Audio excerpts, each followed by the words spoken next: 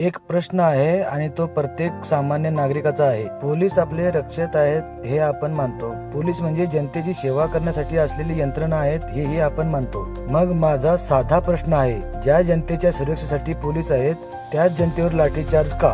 आम्ही प्रश्न विचारला म्हणून? काय आम्ही आमच्या हक्काचा आवाज उठवला म्हणून? उत्तर म्हणून का लाठीचार्ज का? पोलीस आमचे मालक नाहीत आणि जनता ही पोलिसांची शत्रू नाही. पोलीस आणि जनता दोघेही या देशाच्या लोकशाहीचे भाग आहेत. कायदा व्यवस्था राखणे गरजेचे आहे, पण सामान्य नागरिकांचा आवाज दाबणे हा लोकशाहीचा मार्ग नाही.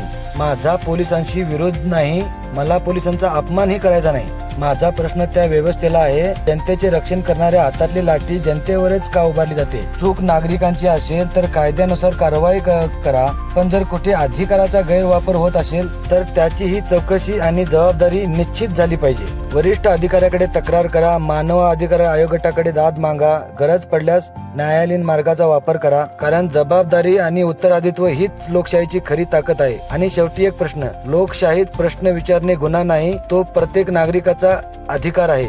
धन्यवाद. वंदे मातरम. भारत माता की जय. फॉलो सबस्क्राईब करायला विसरू नका बरं का.